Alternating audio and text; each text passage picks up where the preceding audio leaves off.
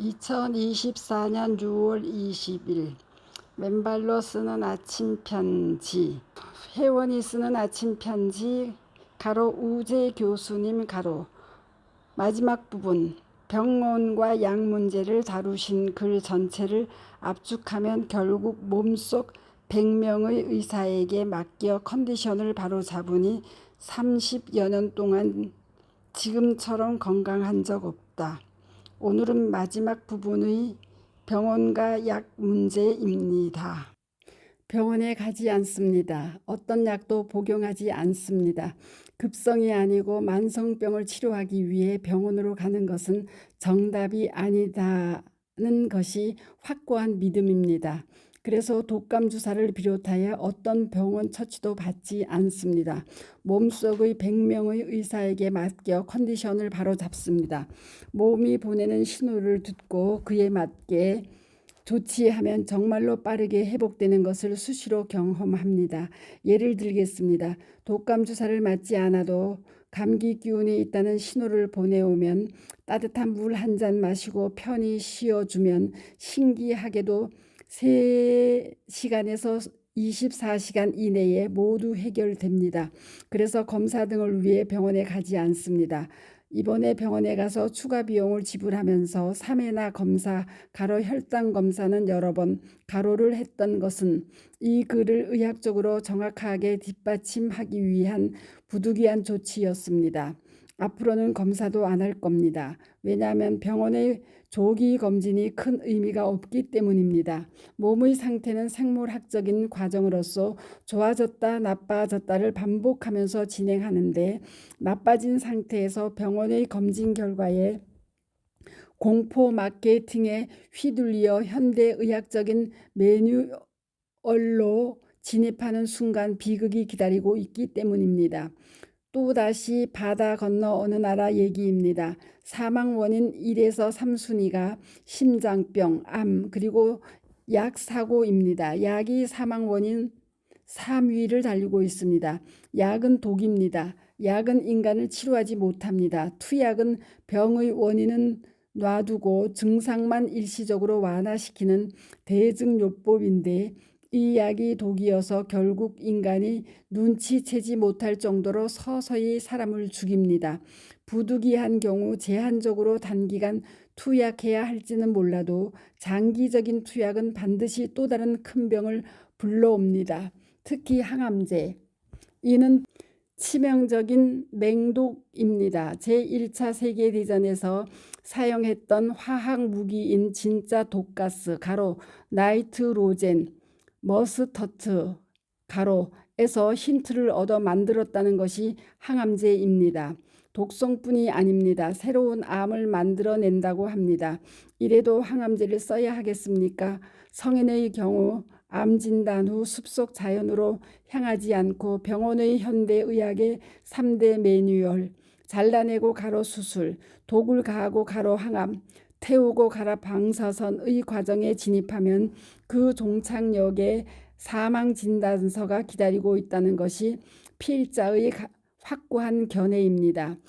A, B, C, D 그룹으로 나누어 A에게는 항암제를 3개를 쓰고 B에게는 2개, C에게는 1개, D에게는 0개의 항암제를 쓴 뒤 암세포를 조사했더니 A에는 암세포 검출이 전혀 없고 B와 C에는 비례적으로 암세포가 줄어들었지만 D는 암세포가 그대로 있었습니다. 그런데 생존 기간은 D가 A보다 10배 길었습니다. 이것이 의미하는 바가 무엇일까요? 다음은 건강을 지키는 기준점을 말씀드립니다. 여러분은 모든 질병의 근원은 무엇이라고 생각하십니까? 모든 질병은 혈관병이라고 생각합니다. 혈관 관리가 만병을 다스리는데 가장 중요하다는 말씀입니다. 총 콜레스테롤 수치를 정상 범위로 낮추고 10만 킬로미터에서 16만 킬로미터의 혈관 가로 상수도 가로 특히 93%에 이르는 모세혈관 구석구석에 7리터의 깨끗한 피가 영양소와 산소를 공급하고 16만 킬로에 이르는 림프관 가로 하수도에 혈액의 3배에 이르는 림프액이 우리 몸의 4대 독소 배출 기관 가로 대장, 방광, 폐, 피부 가로으로 열심히 독소를 배출하여 몸을 매일매일 깨끗이 청소하고 양질의 영양을 공급한다면 파킨슨병, 알츠하이머병, 중풍, 고혈압, 당뇨 그리고 암을 비롯한 모든 만성병들이 없다고 생각합니다. 암의 경우 개인마다 천차만별이어서 획일적으로 단정할 수 없지만 그 원리만을 말한다면 암은 사실 생물학적 과정이어서 얼마든지 치료가 가능하고 있다가 없어지고 또 생길 수 있는 질병이라고 합니다. 어느 날 자고 일어났더니 암이 생겼다. 세상에 이런 일은 일어나지 않는다는 것입니다. 암이 오기까지 7단계의 과정이 있고 콩알만한 크기로 커서 진단되기까지는 10년이 걸리며 우리 몸은 각 단계마다 그 신호를 보내기 때문에 그 신호가 오면 적절히 대응하면 얼마든지 해결이 가능하다는 것입니다. 그래서 암은 쉽게 걸리는 병이 아니라는 것입니다. 거의 모든 시니어들의 암의 씨앗은 뿌려진다고 합니다. 그 씨앗이 자라지 않도록 관리만 하면 된다고 합니다. 그런데 혈관의 경우 소리 없이 막혀서 갑자기 들이닥친 병은 너무나도 치명적이고 회복이 극히 어렵습니다. 따라서 건강한 몸을 위해서 우리는 깨끗하고 젊은 혈관을 갖는 데 초점을 맞추어 노력해야 한다고 생각합니다. 그리고 하수도의 림프관은 잠시 막혀서 림프절이 독소들을 붙잡아 두는 경우가 있는데 그것이 곧 림프관이 부풀어 오른 것이죠.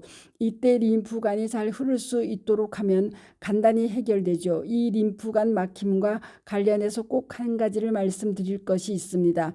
이 글은 여러 번의 생체 실험을 걸쳐서 확증을 갖고 탄생된 글입니다. 그런데 실제로 겪었던 참으로 위험했던 일을 하나 말씀드리고자 합니다. 회원님들께 참고가 될까 싶어서요. 아시다시피 우리 입안에는 양쪽 3개씩 침샘이 총 6개가 있습니다. 이하선, 악하선, 설하선입니다. 이 중에서 설하선이 2g으로 제일 작습니다. 침샘들은 하루 1에서 1.5리터의 침을 분비하는 매우 중요한 기관입니다. 그런데 설하선 밑에 림프관이 막혀서 부풀어 오른 일이 있었습니다. 꽤 오래 갔습니다. 크기는 1에서 2mm. 조직검사까지 하고 일주일 후 병원에 갔더니 조직검사 결과 나쁜 건 아니지만 일주일간 입원하면서 수술하자 하였습니다. 설하선 자체를 아예 제거하는 수술이겠죠. 그때만 해도 몸에 대해 무지한 상태였습니다. 그러나 직감적으로 이건 아닌 것 같다는 판단이 섰고 수술을 거절한 뒤 바로 귀가했습니다. 이후 관련 서적들을 밤낮을 가리지 않고 읽었습니다. 어느 정도 공부를 하고 나니 청사진이 그려졌습니다. 바로 림프관 청소 작업 착수에 들어갔고 림프절 독소 배출에 집중했습니다. 신기한 일이 일어났습니다. 단기간 내에 깨끗이 사라졌습니다. 이후 지금까지 아무 일이 없습니다. 깨끗합니다. 만일 그때 침샘을 송두리째 드러내는 제거 수술을 받았다면 어떻게 됐을까요? 결론입니다. 힘들게 살아온 인생길, 나이 들어 찾아온 나의 만성병, 의사가 고쳐주겠지, 이건 안 된다는 것을 말하고 있습니다. 혈관을 깨끗하게 지키고 내 몸의 100명의 의사가 보내는 신호대로 하면 됩니다. 그것이 건강을 지키는 원칙이고 큰 기준입니다. 다음은 검사 결과입니다. 그동안 총 콜레스테롤이 조금씩 오르기만 해서 최고 234.8까지 찍었습니다. 그런데 이번 2024년 6월 3일 검사에서의 수치입니다. 오르기만 하던 수치가 58.8이나 떨어졌습니다. 콜레스테롤 176, 공복혈당이 최고 106을 찍고 공복혈당 장애 의심이라는 진단까지 받았습니다. 이것도 내려가지 않고 조금씩 오르기만 하니 마음이 불편했습니다. 그런데 지난 16개월간의 혈당 수치입니다. 공복혈당이 아닙니다. 식후 혈당 수치입니다. 90상 98, 95, 91, 92, 94, 78 완전히 정상화시켰습니다. 2024년 6월 5일 검사에서 78까지 내려진 결과를 받고 이제는 저혈당을 걱정해야 하는 입장이 되었습니다. 다시 혈당을 조금 올리는 수치를 취했습니다. 중요한 포인트는 이거입니다. 이제는 혈당을 어떻게 관리하는지 그 법을 알았다는 것입니다. 총 콜레스테롤을 어떻게 관리하는지 그 법도 알았다는 것입니다. 전문서에서 당뇨병, 고혈압, 고지혈증 등등은 병도 아니라는 작가들의 주장을 직접 생체 실험을 통해 터득하게 되었습니다. 조금씩 상승하는 수치를 속수무책 바라만 보다가 그 방향을 잡아 돌릴 수 있는 방법을 알았다는 것. 이것이 핵심입니다. 물론 하나의 약도 쓰지 않았습니다. 이제 혈당을 비롯하여 혈관 관리 문제로 걱정하지 않게 됐습니다. 다음은 소화력 문제입니다. 소화력은 건강의 기초 중의 기초입니다. 여기서 무너지면 백약이 무효입니다. 삶이 재미없어집니다. 신통치 않았던 소화력 문제를 해결하겠다고 매스컴에서 좋다고 선전하는 제품들 가로 제품명 생약 가로를 모두 사용해 봤습니다. 아무 소용 없었습니다. 처방약도 소용이 없었습니다. 그러나 지금은 소화 시스템에 전혀 문제가 없는 건강한 상태로 탈바꿈되었습니다. 소화력이 조금 향상되었다가 아닙니다. 전혀 다른 사람이 됐습니다. 마치 소화 프로그램이 다시 깔린 듯한 상태. 이런 경우를 두고 천지개벽이라고 했던가요? 이 문제의 솔루션 키는 음식을 바꾸는 것입니다. 효소가 살아있는 산 음식으로 바꿔야 합니다. 죽은 음식 안 됩니다. 약이 아닙니다. 건강보조식품도 아닙니다. 오직 영양이 넘치고 효소가 가득한 살아있는 자연식품입니다. 다음은 직접 체감으로 느끼는 건강 상태입니다. 사실은 이것이 더 중요하지 않을까요? 단도직입적으로 말씀드립니다. 최소 지난 30년 동안 이렇게 건강한 적이 없었습니다. 최고의 상태입니다. 키가 174cm, 몸무게 55에서 56kg, 모든 기관이 건강하고 쾌적한 상태입니다. 한 기관만 클로즈업합니다. 투명한 피부, 이는 무엇을 가리키고 있을까요? 단순하지 않습니다.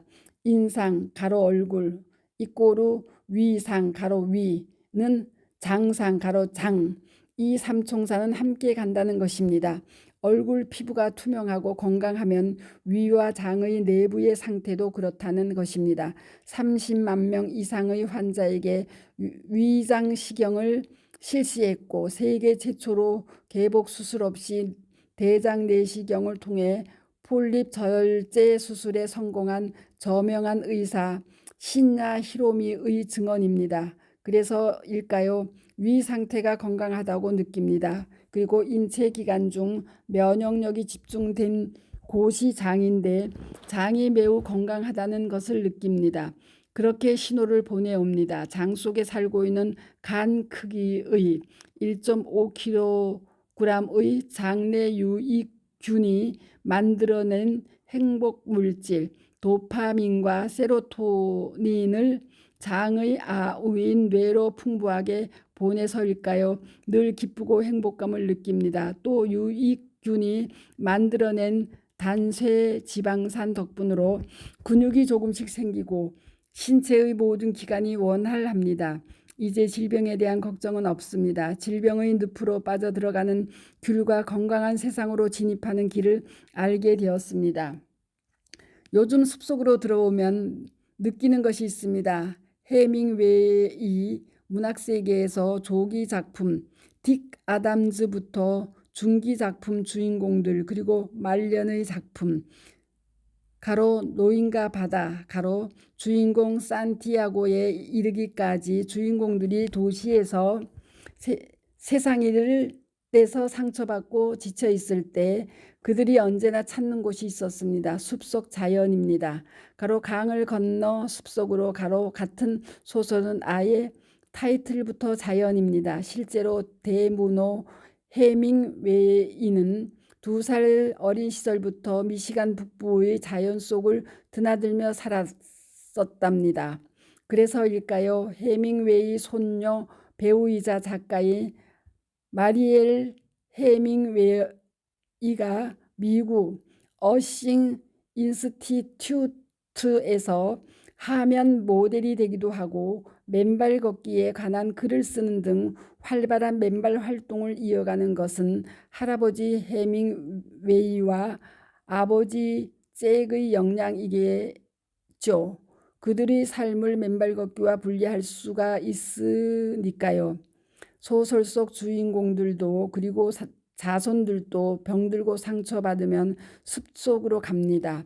숲속이 우리의 안식처입니다. 그곳에서 걷고 숨쉬고 명상하고 놀면 우리 몸은 건강해지지 않겠습니까? 인류가 만든 운동 중에서 죽을 때까지 지속 가능한 운동은 무엇인가? 그것은 K 맨발 걷기입니다. 이제 어떤 인생길을 걸어야 할지가 확실하게 정해졌습니다. 그리고 목표는 오래 사는 것이 아니라 사는 동안 건강한 것입니다. 사는 날까지 건강하게 누구의 도움 없이 스스로 매일매일 일과 처리 그리고 이 지구 여행이 끝나는 날 아름답고 존엄하게 이를 소망하며 오늘도 내일도 건강하고 행복한 이 길을 평생 갑니다. 모든 설정은 끝났고 궤도 이탈 없이 러닝만 남았습니다. 이제 이 글을 마무리해야 할 시간입니다. 2020년 12월 15일 1차 글의 말미에서 2020년 박동창 회장님을 만난 것이 제 인생의 게임 체인저라고 썼습니다. 게임 체인저가 실현되었습니다. 그대로 갔다면 큰 질병으로 이어질 수 있었던 인생길에서 새로운 건강 세상으로 방향을 틀도록 계기를 주시고 이후 여러 방면으로 가이드를 해주셨습니다. 그리고 대한민국 국민들과 전 세계 인류의 건강을 위한 일념으로 불찰주야 헌신하시고 계십니다. 질병 치료의 방향을 리셋하시고 계십니다. 인류의 무병장수를 위하여 전무후무할 실로 놀라운 역사적인 운동을 주도하고 계십니다. 인류 역사의 어디를 둘러봐도 누가 누구를 만나는가에 따라 철학이 달라지고 인생이 달라집니다. 박동창 회장님을 만나 여기까지 왔습니다. 이렇게 큰 선물을 주신 박동창 회장님께 무한한 감사를 드립니다. 그리고 심신이 두터우시고 자연건강에 대한 지식이 남다르신 이소명 부회장님, 박 회장님을 도와 우리 커뮤니티에 활력을 불어넣으며 회원들의 건강을 위해 활발한 활동을 하고 계십니다.